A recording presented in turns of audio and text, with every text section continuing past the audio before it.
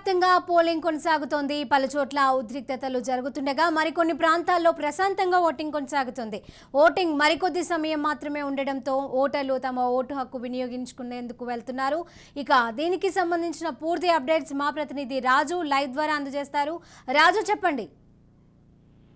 మెదక్ జిల్లా వ్యాప్తంగా ఉదయం కొంత మందకొడిగా సాగిన మధ్యాహ్నం మాత్రం కొంత ఓటింగ్ సరళిలో జోరందుకుంది. అయితే ఇప్పటికీ 3 కావస్తున్నా ఇంకా కొంత మేరకు మందకొడిగానే సాగుతున్నట్టుగా చెప్పవచ్చు. మొత్తానికి జిల్లా వ్యాప్తంగా చూసుకుంటే ఇప్పటికీ ఉమ్మడి జిల్లా వ్యాప్తంగా సంగారెడ్డిలో 61.13%, తర్వాత పటాన్చెరులో 48.32%, ఆందోళనలో 58.23%, నారాయణఖేడ్లో 52%, జహీరాబాద్ లో 57%, మెదక్ సంబంధించి మెదక్ జిల్లాలో 69%, నర్సాపూర్ లో 69%, సిద్దిపేట జిల్లాకు సంబంధించి దుబ్బాకలో 70%, సిద్దిపేటలో 64%, గజ్వేల్లో 62%, అట్లే హుస్నాబాద్ లో 64%. ఈ విధంగా ప్రస్తుతానికైతే ఓటింగ్ సరళి అయితే కొనసాగుతా ఉన్నది. మొత్తానికి ఏదైతే గ్రామీణ ప్రాంత ఓటర్లు ఉన్నారో వాళ్ళు ఎక్కువ ఓటు హక్కును వినియోగించుకుంటున్నారు. అదేవిధంగా పట్టణ ప్రాంత వాసులు ఎక్కువగా ఉన్నటువంటి పటాన్చెరులో మాత్రం ఇప్పటికీ 48% మాత్రమే ఓటింగ్ అయింది.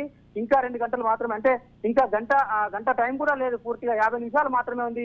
ఈ సమయంలో మరి పోయినసారి కంటే ఎక్కువ అవుతుందా తక్కువ అవుతుందా చూడాలి. పోయినసారి 84 నుంచి 88% వరకు ఓటింగ్ అయింది. ఈసారి కొంత తగ్గే అవకాశం కూడా కనిపిస్తా ఉంది. మరి దానికి సంబంధించి ఇప్పటికే అధికారులంతా కూడా ఓటర్లను కలిసి ఓటర్లకు అనేక రకాలుగా అవగాహన కల్పిస్తూ అందరూ ఓటు హక్కు వినియోగించుకోవాలి. ఓటు హక్కు అనేది మనకు రాజ్యాంగం ఇచ్చినటువంటి వజ్రాయుధము.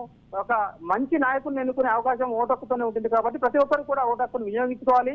ఖచ్చితంగా అందరూ ఓట్లు వేయాలి, మీ నచ్చిన నాయకుడిని ఎన్నుకోవాలనే ఉద్దేశంతో ప్రభుత్వం, అదేవిధంగా జిల్లా కలెక్టర్, జిల్లా యంత్రాంగం అంతా కూడా ఓటర్లకు చెప్పినటువంటి పరిస్థితి, అవగాహన కల్పించిన పరిస్థితి. మొత్తానికి చూసుకుంటే జిల్లా వ్యాప్తంగా 2-3 చెదురుమదురు ఘటనలు జరిగినాయి. ఇంతకు ముందే మెదక్ సంబంధించి మెదక్ క్యాంప్ ఆఫీస్ దగ్గర కాంగ్రెస్ బీఆర్ఎస్ నాయకుల మధ్య కొంత అలజడి జరిగింది, కొంత తోపులాట జరిగింది. అయితే పోలీసులు తీసుకొని వాళ్ళను అక్కడి నుంచి పంపించడం జరిగింది. కొంతమందిని అదుపులోకి కూడా తీసుకున్నట్టుగా సమాచారం ఉంది. అదేవిధంగా పటాన్చెరుకు సంబంధించి 338 అంటే 2-3 వచ్చి అక్కడ దొంగ ఓటు వేసుకునే ప్రయత్నం చేశారు. అక్కడ వెంటనే అక్కడ ఉన్నటువంటి కాంగ్రెస్ నాయకులు, తర్వాత అన్ని బీఆర్ఎస్ వాళ్ళు గుర్తించి అక్కడి నుంచి పంపించడం జరిగింది. అలా కొంతమంది పోలీసులు వాళ్ళు అదుపులోకి తీసుకొని వాళ్ళను విచారిస్తున్నట్టుగా కనిపిస్తా ఉంది.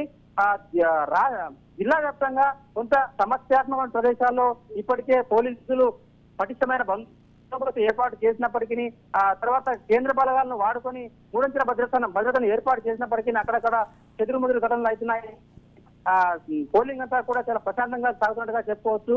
ఇప్పటికీ జిల్లాలో 64% అట్లా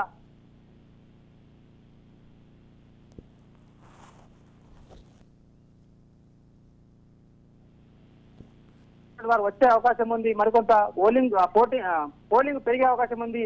5